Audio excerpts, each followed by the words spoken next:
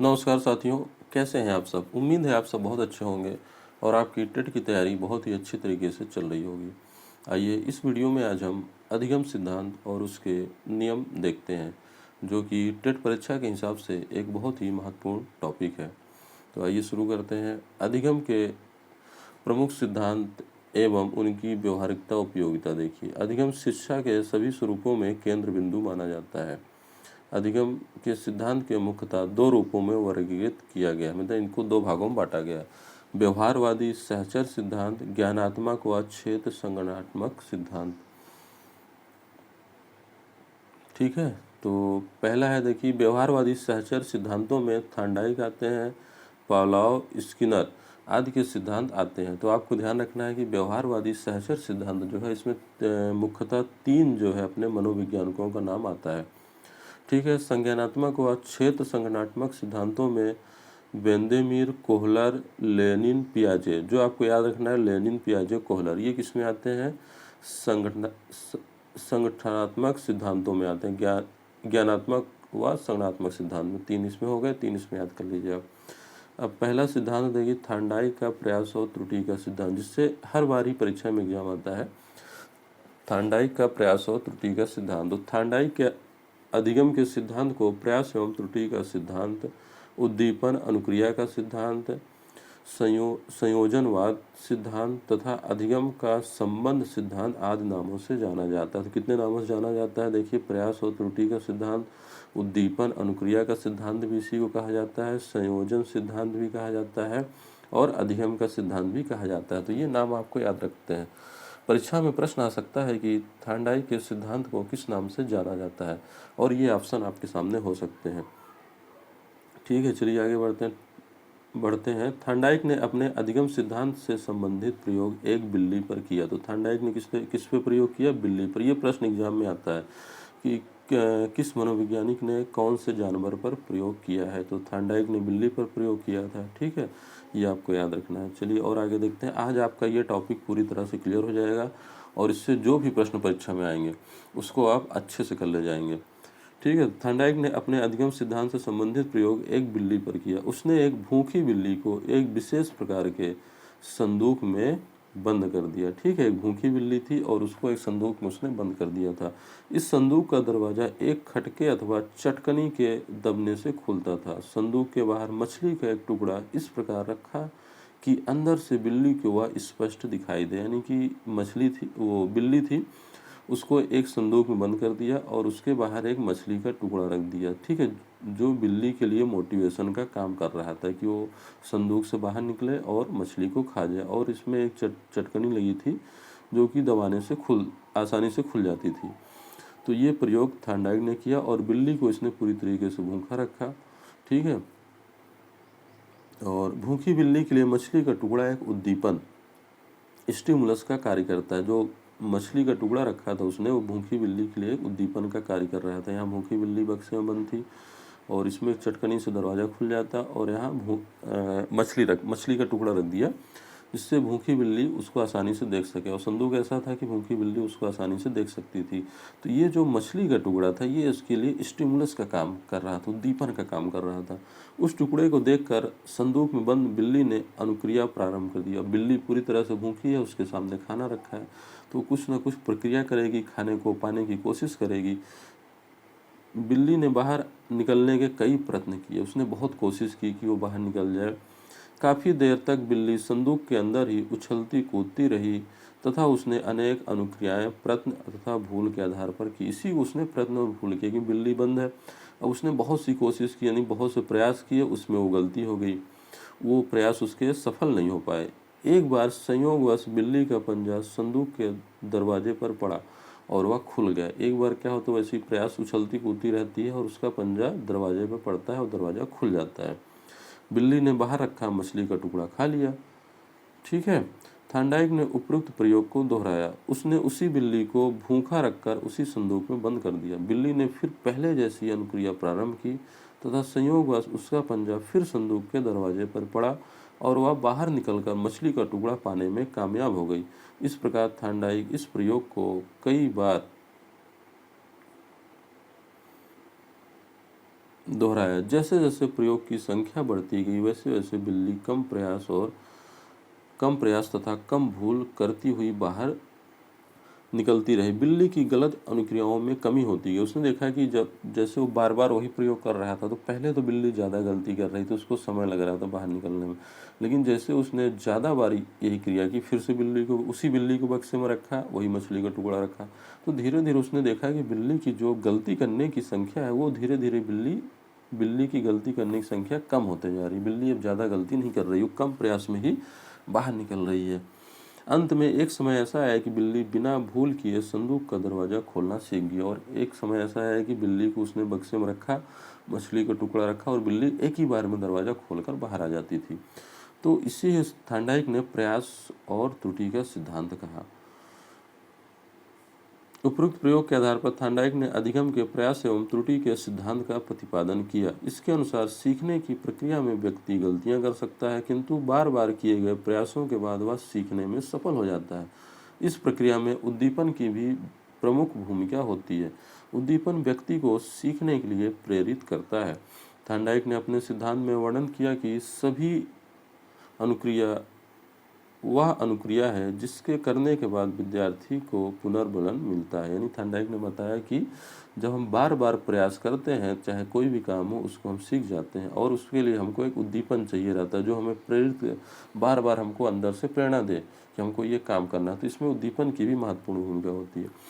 थांडाइट के प्रयास एवं त्रुटि के सिद्धांत का शैक्षिक महत्व क्या है? देखिए, थांडाइट के सिद्धांत के आधार पर बच्चों को स्वयं के प्रयत्न से सीखने के अवसर प्रदान करने चाहिए, क्योंकि स्वयं के प्रयत्न से सीखा हुआ ज्ञान और कौशल स्थायी होता है। थांडाइट ने बोला कि बच्चों को स्वयं से सीखने का प्रयास करना चाहिए, क्योंकि स्वयं से सीखा हुआ जो कौशल होता है वो स्थायी होता है। जैसे बिल्ली के केस में उसने दिखाया कि बिल्ली ने स्वयं से सीखने का प्रयास किया और अब वह एक ही बार में दरवाज़ा खोल ले रही है।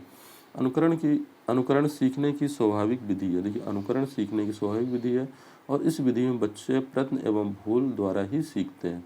यह सिद्धांत प्रयत्न पर बहुत अधिक बल देता है, साथ ही असफल होने पर उन्हें बार बार प्रयत्नशील होने के लिए प्रेरित करता है। ठीक है, तो ये थांडाइक का सिद्धांत हो गया, प्रयत्न और भूल का सिद्धांत। ये आपको याद रखना है कि इस थांडाइक ने बिल्ली पर प्रयोग किया था, भूखी बिल्ली थी।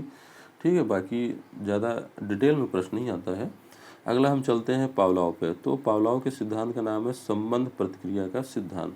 पावलोव द्वारा प्रतिपादित इस सिद्धांत को अनुक्रिया शास्त्रीय अनुबंधन का सिद्धांत भी कहते हैं। जितने नाम है आपको सभी नाम ध्यान रखने हैं।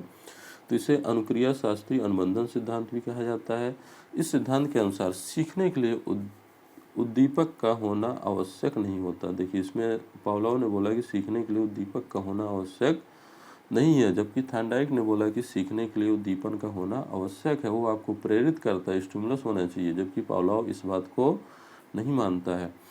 अनुबंधित उद्दीपक के प्रति भी अनुक्रिया होती है और अपने सही अर्थों में अनुबंधित उद्दीपक के प्रति जो अनुक्रिया होती है वह सीखना अर्थात अधिगम। देखिए, इन्होंने अलग थ्योरी दी अपना। पावलोव का प्रयोग, तो पावलोव ने किस जानवर पर प्रयोग किया? कुत्ते पर इन्होंने प्रयोग किया। भूखा कुत्ता था। पावलोव ने अपने प्रयोग में एक कुत्ते को भूखा रखकर उसे प्रयोग करने वाली मेज के साथ बांध दिया। उसने उस कुत्ते की लार ग्रंथियों को ऑपरेशन कर दिया था, जिससे कि उसकी लार की बूंदों को परख नली में एकत्रित किया जा सके। यानी कि ये पावलोव ने क्या किया, भूखा कुत्ता रखा और ऑपरेशन करके उसकी लार ग्रंथि का ऑपरेशन कर दिया, जिससे उसकी लार बाहर टपक के एक परख नली में एकत्रित हो जाए। उसने स्वचालित यांत्रिक उपकरणों की सहायता से कुत्ते को भोजन देने की व्यवस्था की। घंटी बजने के साथ ही कुत्ते के सामने भोजन प्रस्तुत हो जाता था। भोजन को देखकर कुत्ते के मुंह में लार आना स्वाभाविक था। इस लार को पाइप से जुड़े एक परख नली में एकत्रित कर लिया जाता था। इस प्रयोग को कई बार दोहराया गया और एकत्रित लार की मात्रा का माप लिया गया, यानी कि कितनी लार इकट्ठा हो रही है उसको मापा गया।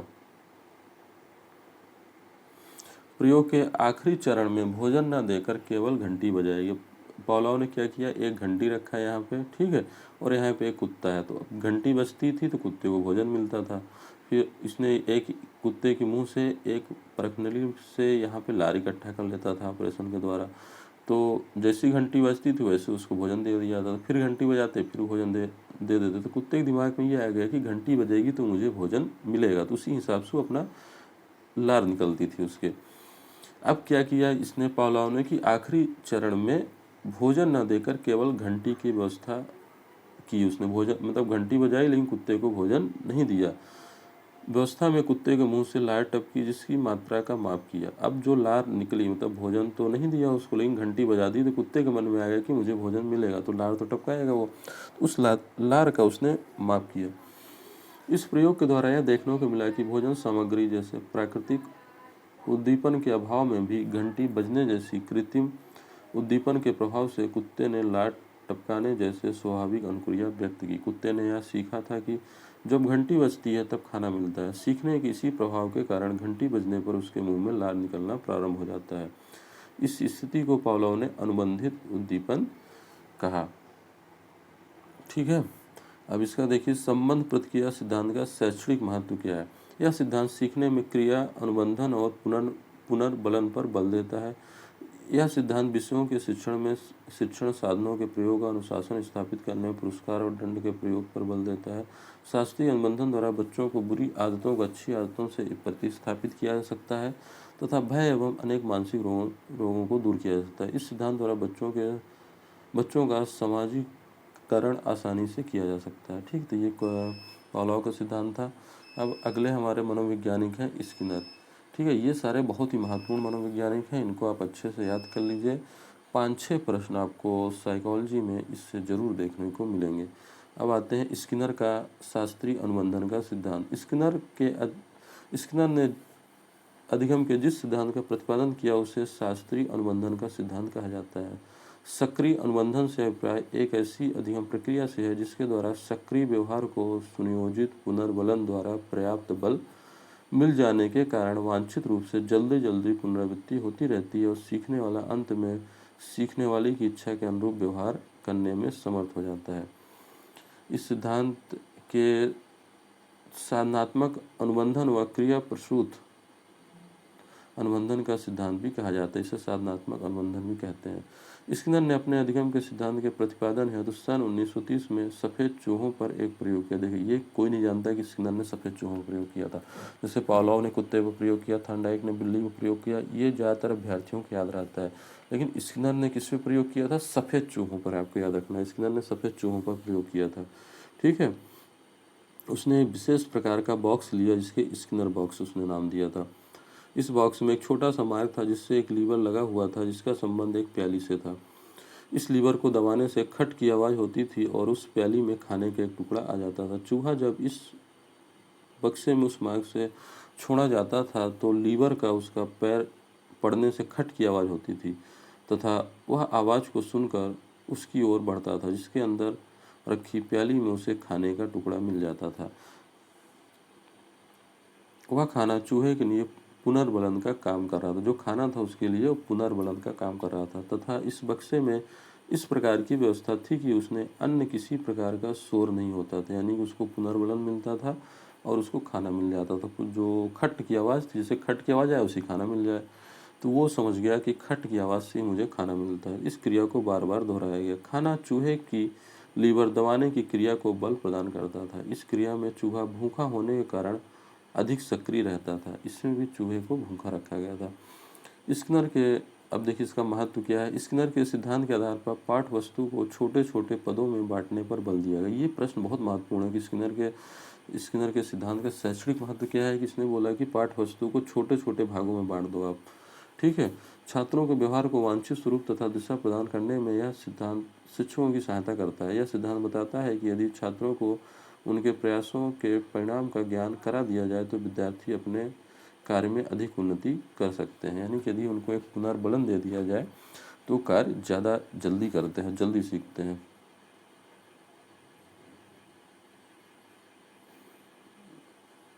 ठीक है, तो ये इसका था।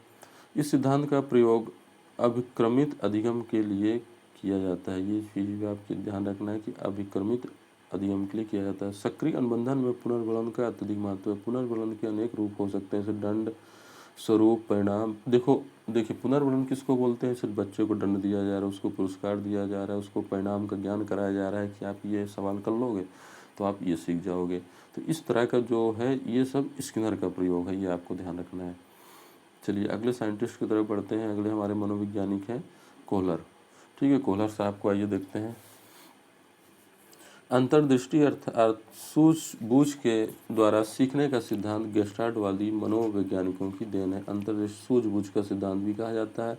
इन मनोवैज्ञानिकों में कोहलर आते हैं, कोफका आते हैं और लेनिन है। ये सभी गेस्टाल्टवादी वैज्ञानिक है, आपको ध्यान रखना। गेस्टाल्ट शब्द कहाँ से आया? ये एक जर्मन शब्द है जिसका अर्थ होता है एक आकृति को पूर्णता या समग्रता के रूप में लेना। गेस्टाल्ट वाली सिद्धांत का प्रतिपादन करने के लिए कोहलर ने एक प्रयोग किया। देखिए, अब कोहलर किस पे प्रयोग करता है ये भी आपको याद रखना है। इसने भूखे चिंपैंजी पर प्रयोग किया था, आपको ध्यान रखना है। कोहलर ने किस पे प्रयोग किया था? भूखे चिंपैंजी पर। ठीक है, स्किनर ने सफ़ेद चूहे पर प्रयोग किया, थांडाइक ने बिल्ली पर प्रयोग किया, पावलोव ने कुत्ते पर प्रयोग किया और कोहलर ने चिंपैंजी पर प्रयोग किया। ठीक है, कोहलर एक गेस्टाल्ट वाली सिद्धांती थे। गेस्टाल्ट एक जर्मन शब्द है। चिंपैंजी को बंद कर दिया तथा उसे कमरे की छत पर कुछ केले टांग दिया। अब इसने क्या किया है कि एक चिंपैंजी था, वो उसको एक रूम में बंद कर दिया और रूम की छत पर कुछ केले इसने टांग दिए, जो कि चिंपैंजी मतलब आसानी से नहीं पा सकता था। उस भूखे चिंपैंजी को की पहुंच से बाहर थे। कोहलर ने कमरे में 3-4 खाली बक्से भी उसने 3-4 खाली बक्से रख दिए उसी रूम में, ऐसे खाली बक्से रख दिए जिसको जोड़कर ये केले को पा सकता था। तो अब ये देखना चाहता था कि चिंपैंजी जो है वो कितने प्रयास में केला पा जाता है, क्या वो कोशिश करता है, क्योंकि यहाँ उसको स्वयं से ही कोशिश करना है। ठीक है, केलों को प्राप्त करने में सफल रहा। एक अन्य प्रयोग में उसने कमरे में बक्से की जगह 3-4 छड़ियाँ भी रखी। उसने पहले बक्सा रखा तो उसने देखा कि चिंपैंजी जो है बक्से से अपना केला प्राप्त कर लेता है। फिर उसने उसकी जगह डंडे रख दिए, यानी छड़ियाँ रख दी। चिंपैंजी इस बार भी छड़ियों को आपस में जोड़कर, उसने अलग अलग छड़ियाँ रखी जो आपस में जुड़ सकती थीं। अब उसने देखा कि यार चिंपैंजी छड़ियों को जोड़कर भी मछली रख दिया था उसने उसकी जगह, नहीं मछली नहीं रखा था, केला ही रखा था, छड़ियाँ रखी थी। केले को प्राप्त करने में सफल रहा। बार बार प्रयोगों को दोहराने के क्रम में उसने पाया कि प्रत्येक बार चिंपैंजी अपनी कोशिशों में सफल रहा। उपरोक्त प्रयोगों के आधार पर यह निष्कर्ष निकाला गया कि चिंपैंजियों ने परिस्थितियों को अपने समग्र रूप में प्रत्यक्षीकरण किया। परिस्थितियों में उपलब्ध सामग्री तथा समस्या के हर पहलू का गंभीरतापूर्वक विश्लेषण कर उचित संबंध स्थापित करने की चेष्टा की। उसने ये बताया कि जो चिंपैंजी था उसने आसपास अपने देखा, ऊपर केला टंगा है, नीचे बक्सा रखा है, ठीक है, तो और उसको भूख लगी है तो वो कैसे केला पाएगा। तो उसने चीज़ों को समग्र रूप में देखा। उसने देखा कि इस समस्या का समाधान क्या है कि बक्से को ऊपर रख के मैं चढ़कर पा सकता हूँ। फिर उसने डंडे रख दिए तो उसने डंडे को भी आपस में जोड़ दिया। मतलब चीज़ों को इसने बोला कि आप सारी चीज़ों को समग्र रूप में देखिए, देखना है आपको, एक साथ लेके चलना है सारी चीज़ों को। ठीक है, अब इसका शैक्षणिक महत्व क्या है देखिए। जब कुछ पढ़ाया जाए और कुछ सिखाने के लिए कहा जाए तो उसे अपने समग्र रूप में ही बच्चों के सामने प्रस्तुत किया जाना चाहिए। बालकों के बौद्धिक विकास हेतु उनकी अंतर्दृष्टि अथवा सूझबूझ बहुत सहायक होती है। इसलिए इस विधि के द्वारा अधिक से अधिक कार्यों को करने के लिए बालकों को प्रोत्साहित करना, जिसमें बोला कि बालकों को अधिक से अधिक कार्य दिया जाए जिसको वो करें और उनको समग्र रूप में चीज़ें दी जाए। पाठ्यक्रम के निर्माण में सूझबूझ अथवा अंतर्दृष्टि प्रक्रिया को ध्यान में रखकर पाठ्यक्रम के विभिन्न अंगों को एकीकृत किया जाए, यानी कि जो पाठ्यक्रम है वो आपस में जुड़े हों। जैसे बच्चा पहला पैराग्राफ पढ़ता है तो दूसरे का अनुमान लगा लो, दूसरा पढ़ता है तो पूरी कहानी जुड़ी हो। उसने बोला कि गेस्टाल्टवादियों का कहना था कि यदि सीखने से होने वाले लाभों का पहले से पता चल जाए तो बालक अपनी बुद्धि और सूझबूझ का भरपूर प्रयोग करता है। गेस्टाल्टवादियों का कहना है कि जो सीखने के बाद लाभ होंगे, अगर हम बालकों को पहले ही बता दें तो बालक बहुत तेज़ी से सीखता है और अपनी सूझबूझ और बुद्धि का सही से प्रयोग करता है। इससे चिंपैंजी के केस में था, चिंपैंजी को पता था कि मुझे केला खाना है, उसको पहले से जानकारी थी। ठीक है, तो ये हो गया गेस्टाल्टवादियों का सिद्धांत। चलिए आगे चलते हैं। अब हमारा जीन पियाजे का संज्ञानात्मक विकास का सिद्धांत। ये सही सिद्धांत बहुत ही महत्वपूर्ण है। आप इस वीडियो को पॉज कर आसानी से ध्यानपूर्वक सुन लीजिए, समझ लीजिए। आपकी परीक्षा में निश्चित रूप से 5 से 6 प्रश्न इस चैप्टर से आने ही आने हैं। 5 से 6 क्या, इससे ज़्यादा भी हो जाते हैं कभी परीक्षा में, तो इसको आप अच्छे से समझ लीजिए। देखिए, जीन पियाजे स्विट्जरलैंड के एक मनोवैज्ञानिक थे। बालकों में बुद्धि का विकास किस प्रकार से होता है, यह जानने के लिए उन्होंने अपने स्वयं के बच्चों को अपनी खोज का विषय बनाया। देखिए, जीन पियाजे ने खुद के ही बच्चों पर प्रयोग किया। ये क्या जानना चाहते थे कि बुद्धि का विकास किस प्रकार होता है। बच्चे जैसे जैसे बड़े होते गए, उनके मानसिक विकास संबंधी क्रियाओं का वे बड़ी बारीकी से अध्ययन प्रतिपादन किया। उन्हें पियाजे के मानसिक व संज्ञानात्मक विकास के सिद्धांत के नाम से जाना जाता है। ठीक है, संज्ञानात्मक विकास का तात्पर्य बच्चों के सीखने और सूचनाएं एकत्रित करने के तरीके से था। ठीक है, अब यही पूछ सकता है कि संज्ञानात्मक विकास का तात्पर्य किससे है, तो बच्चों के सीखने और सूचनाएं एकत्रित करने से है। इसमें अवधान में बुद्धि, प्रत्यक्षीकरण, भाषा, चिंतन, स्मरण शक्ति और तर्क शामिल है। पियाजे के संज्ञानात्मक सिद्धांत के अनुसार वह प्रक्रिया जिसके द्वारा संज्ञानात्मक संरचना को संशोधित किया जाता है समावेशन कहलाती है। तो इसमें एक शब्द आता है समावेशन, और समावेशन क्या होता है, वह प्रक्रिया होती है जिसके द्वारा संज्ञानात्मक संरचना को संशोधित किया जाता है। पियाजे ने अपने इस सिद्धांत के अंतर्गत यह बात सामने रखी कि बच्चों में बुद्धि का विकास उनके जन्म के साथ जुड़ा होता है। ठीक है, पियाजे ने यह बताया कि बुद्धि कहीं बाहर से नहीं आती, बच्चों के जन्म के साथ ही उसमें जुड़ी होती है। प्रत्येक बालक अपने जन्म के समय कुछ जन्मजात प्रवृत्तियों और सहज क्रियाओं को करने की योग्यताएं रखता है। जैसे चूसना हो गया, देखना हो गया, वस्तुओं को पकड़ना हो गया, वस्तुओं तक पहुंचना हो गया। अतः जन्म के समय बालक के पास बौद्धिक संरचना के रूप में इसी प्रकार की क्रियाओं को करने की क्षमता होती। बच्चा केवल जन्म के समय ये क्रियाएं कर सकता है, परंतु जैसे जैसे वह बड़ा होता है उन बौद्धिक क्रियाओं का दायरा बढ़ जाता है और वह बुद्धिमान बनता चला जाता है, जो कि साधारण सी प्रक्रिया है, आपने भी बच्चों में देखा होगा। वही जीन पियाजे ने एक थ्योरी के द्वारा समझाया उन्होंने। पियाजे के संज्ञानात्मक विकास के सिद्धांत के अनुसार हमारे विचार और तर्क अनुकूलन के भाग हैं। संज्ञानात्मक विकास एक निश्चित अवस्थाओं के क्रम में होता है। उसने बताया कि संज्ञानात्मक विकास जो एक निश्चित अवस्थाओं के क्रम में होता है। संवेदी प्रेरक अवस्था, अनुकरण, स्मृति एवं मानसिक निरूपण पर आधारित होती है। ठीक है, संज्ञानात्मक विकास की अवस्थाएं देख लीजिए। इन्होंने 4 अवस्थाएं बताई थी। संज्ञानात्मक विकास की 4 अवस्थाओं में विभाजित किया था। ठीक है, पहला है इंद्रिय जनित गामिक अवस्था, ये 0 से लेकर 2 वर्ष तक होगी, यानी जन्म से 2 वर्ष, ये आपको ध्यान रखना है। मानसिक क्रिया इंद्रिय जनित गामिक क्रियाओं के रूप में संपन्न होती हैं। भूख लगने की स्थिति, जैसे बच्चा रो रहा है, ठीक है, ये सब सोचना है। जिस वस्तुओं को प्रत्यक्ष देखते हैं उनके लिए उसी का अस्तित्व होता है।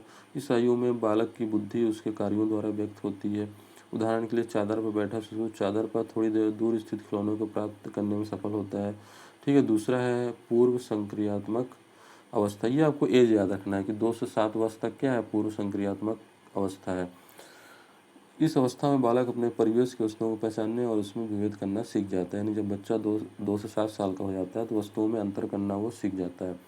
अब इस दौरान उसमें भाषा का विकास भी हो जाता है, यानी कि जीन पियाजे के अनुसार पूर्व संक्रियात्मक अवस्था में बच्चे में भाषा का विकास प्रारंभ हो जाता है। इस अवस्था में बालक नई सूचनाओं और अनुभवों का संग्रह करता है। यह पहली अवस्था की अपेक्षा अधिक समस्याओं का समाधान करने योग्य हो जाता है।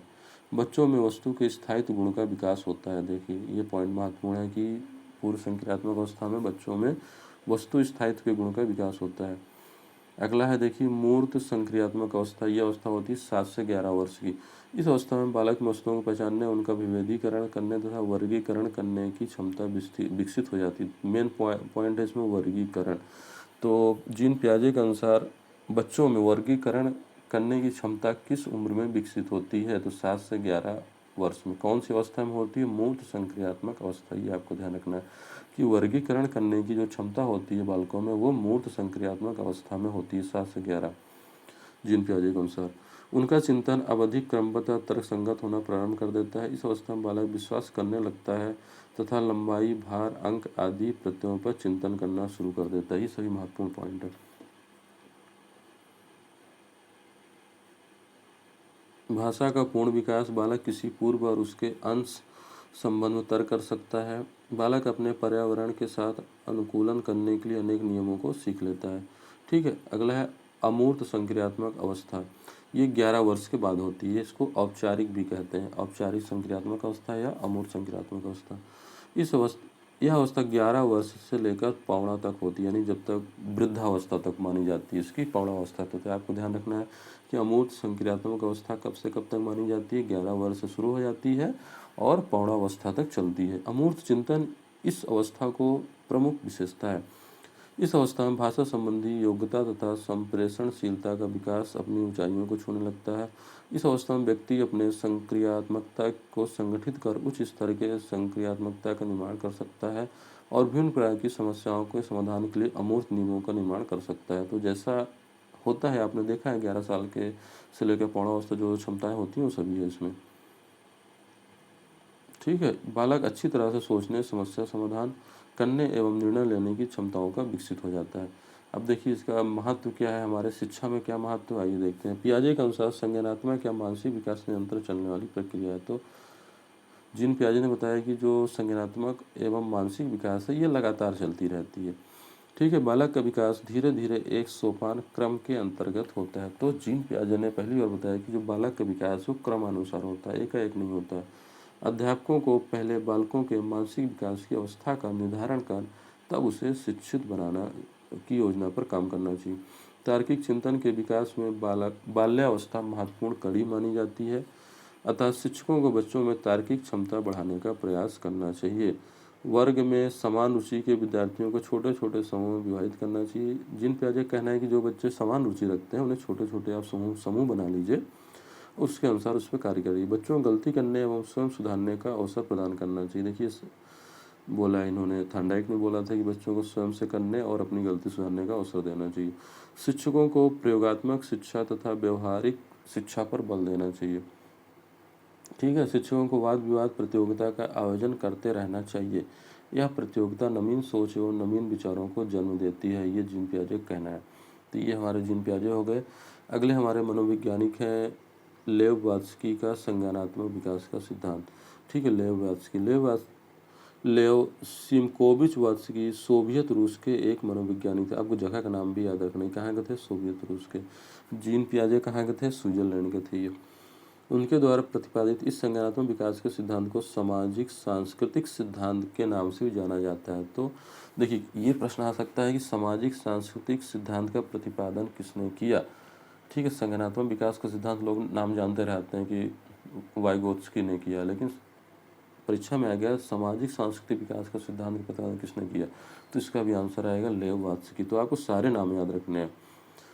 वात्स्की को सामाजिक सांस्कृतिक सिद्धांत बालक के संज्ञानात्मक विकास पर आधारित है। इस सिद्धांत के अनुसार बालक का संज्ञानात्मक विकास एक अंतर्वैयक्तिक सामाजिक परिस्थिति में संपन्न होता है। ये लाइन आपको याद रखना, बालक का विकास एक अंतर्वैयक्तिक सामाजिक परिस्थिति में संपन्न होता है। ठीक है, समाज के लिए जैसी सुविधाएं उपलब्ध होंगी उसके विकास भी वैसा होगा। तो वात्स्की ने समाज को बहुत ज़्यादा महत्व दिया। उसने बोला कि समाज में जैसी सुविधाएं होंगी बच्चे का विकास वैसा ही होगा। वाइगोत्स्की का सिद्धांत निर्माणवाद पर आधारित एक सिद्धांत है जो बालक को अनेक वास्तविक विकास के स्तर से अलग संभाव विकास के स्तर को ले जाने का प्रयास करता है। ठीक है, इन दोनों स्तरों के बीच के स्तर को वाइगोत्स्की के निकट विकास का क्षेत्र कहा जाता है।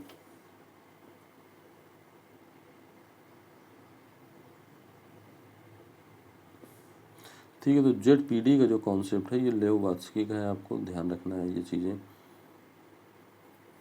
बालक का संज्ञानात्मक विकास सामाजिक क्रियाओं, जहाँ पे समाज का प्रभाव दिखने लगे बालकों में, तो जान लीजिए वाइगोत्स्की का विचार है, क्योंकि उसने समाज को बहुत ज़्यादा महत्व दिया। उसने बोला कि जैसा समाज होगा बालक वही सीखेगा, समाज में जो सुविधाएं होंगी बालक का विकास वैसा ही होगा। ठीक है, ये हो गया अधिगम नियम अधिगम। चलिए ये हो गया लेव वात्स्की हो गया। अब सीखने के नियम और अधिगम में उनका महत्व देखिए। थॉर्नडाइक ने वर्ष 1920 में सीखने के जिन नियमों की व्याख्या की है वे आज भी काफ़ी महत्वपूर्ण है। सीखने के मुख्य नियम, सीखने के सहायक नियम, इस आधार पर इनको बांटा गया है। ठीक है, इससे इतना प्रश्न नहीं आते हैं आपको। तत्परता का नियम एवं कक्षा हो गई। प्रभाव का नियम, थॉर्नडाइक के प्रभाव का नियम की व्याख्या देखिए, थॉर्नडाइक ने ही प्रभाव का नियम दिया था, ये आपको ध्यान रखना। थार्नडाइक के प्रभाव के नियम की व्याख्या इस प्रकार है कि जब एक स्थिति और अनुक्रिया के मध्य एक परिवर्तनीय संयोग बनता है और उसके साथ ही या उसके परिणाम स्वरूप संतोषजनक अवस्था पैदा होती है तो उस संयोग की शक्ति बढ़ जाती है। ठीक है, अब इस संयोग के साथ या उसके बाद सीखने वाली अवस्था पैदा होती है तो उसकी शक्ति घट जाती है, थार्नडाइक ने कहा था। थार्नडाइक का मानना था कि जिन कार्यों को करने में व्यक्ति को संतोष मिलता है वह उसे बार बार करता है, जिन कार्यों को करने में असंतोष मिलता है उन्हें वह बार बार नहीं करना चाहता। थार्नडाइक ने चूहों पर प्रयोग किया। इसके लिए उन्होंने एक भूल भुलैया बनाई, उसमें भोजन रख दिया और चूहों को उसमें छोड़ दिया। देखिए थार्नडाइक ने चूहों पर भी प्रयोग किया था, ये भी आपको ध्यान रखना। ठीक है, ये इसके लिए प्रभाव का नियम के लिए प्रतिपादन के लिए उसने चूहे पर प्रयोग किया था।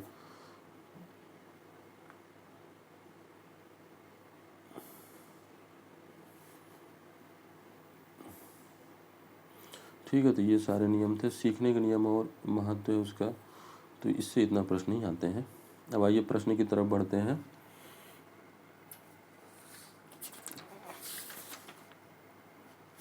ठीक है, पहला प्रश्न है थार्नडाइक के अपने सिद्धांत को किस शीर्षक के नाम से जाना जाता है? जल्दी से आंसर कमेंट करिए। अभी आपने पढ़ा है प्रयास और त्रुटि का सिद्धांत। निम्नलिखित में से कौन सा थार्नडाइक अधिगम के प्राथमिक नियमों में शामिल नहीं है? सहचर्य स्थानांतरण का नियम, अभ्यास का नियम, प्रभाव का नियम, तत्परता का नियम। दूसरा जल्दी से कमेंट करिए। तो सहचर्य स्थानांतरण का नियम, अभी आपने देखा है कि प्रयास का नियम, प्रभाव का नियम, तत्परता का नियम, ये थार्नडाइक के हैं। विकास का वही संबंध परिपक्वता से है जो उद्दीपन का है। इसका आंसर क्या आएगा बताइए? परिवर्तन, प्रक्रिया, प्रयास या परिणाम? इसका आंसर आएगा आपका प्रयास। सीखने का नियम दिया, सीखने का नियम किसने दिया? जल्दी से आंसर कमेंट करिए। थार्नडाइक ने दिया, अभी आपने देखा है। निम्नलिखित में से कौन सा सिद्धांत छात्रों के व्यवहार को वांछित स्वरूप और दिशा प्रदान करने में शिक्षकों की सहायता करता है? आंसर कमेंट करिए। पांचवे का प्रयास और त्रुटि का सिद्धांत इसका आंसर आएगा। पियाजे मुख्य रूप से किसके अध्ययन के लिए जाने जाते हैं? बताइए, पियाजे मुख्य रूप से किसके अध्ययन के लिए जाने जाते हैं? तो अभी आपने देखा संज्ञानात्मक विकास का सिद्धांत पियाजे ने दिया है। जब किसी क्रिया को बार बार दोहराया जाता है तो अस्वाभाविक उद्दीपक भी वही प्रतिक्रिया देने लगता है जो स्वाभाविक उद्दीपक देता है। यह अधिगम के निम्नलिखित कौन से सिद्धांत है? जल्दी बताइए। सातवें प्रश्न का आंसर कमेंट करिए आप। इसका आएगा शास्त्रीय अनुबंधन का सिद्धांत। आठवां प्रश्न देखिए, अधिगम के किस सिद्धांत के आधार पर बालक में भय, प्रेम और घृणा के भाव आसानी से उत्पन्न किए जा सकते हैं? शास्त्रीय अनुबंधन का सिद्धांत आएगा इसका आंसर। देखिए टेट के जितने भी प्रीवियस ईयर क्वेश्चन हैं उनको आप ज़रूर हल कर लीजिए। हर साल टेट में लगभग 50% पेपर तो रिपीट ही होता है, किसी वर्ष ज़्यादा ही हो जाता है। ठीक है, तो 9वां प्रश्न देखिए, अनुकूलित अनुक्रिया सिद्धांत किसके अनुकूलन पर बल देता है? इसका आएगा व्यवहार। क्रिया प्रसूत अनुबंधन का दूसरा नाम बताइए। अभी मैंने आपको बताया इसमें नैसर्गिक अनुबंधन। क्रिया प्रसूत अनुकूलन सिद्धांत का प्रतिपादन किसने किया है? स्किनर ने किया। पुनर्बलन सिद्धांत है। पुनर्बलन सिद्धांत किसका है? जल्दी बताइए। स्किनर का ही था, उसने पुनर्बलन पर बहुत ज़्यादा बल दिया था।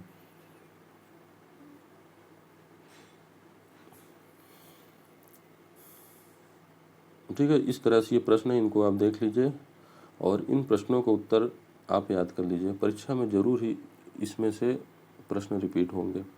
ठीक है, ये सारे प्रश्न मैंने रख दिया, साथ ही इसकी उत्तरमाला भी मैंने दे दी है यहाँ पे। आप पहले सोचिए आपका क्या उत्तर होगा, फिर आप उत्तरमाला से अपना आंसर चेक कर लीजिए। और अगर आप इस चैनल पर नए हैं तो चैनल को लाइक, शेयर और सब्सक्राइब जरूर कर दीजिए। मैं इसी तरह के और वीडियो लाते रहूँगा। अभी मैं गणित के एक बहुत ही अच्छा वीडियो लाने वाला हूँ जिसमें आपको शॉर्ट ट्रिक सिखाई जाएगी, जिससे आप परीक्षा में बहुत ही आसानी से अपना प्रश्न हल कर सकते हैं।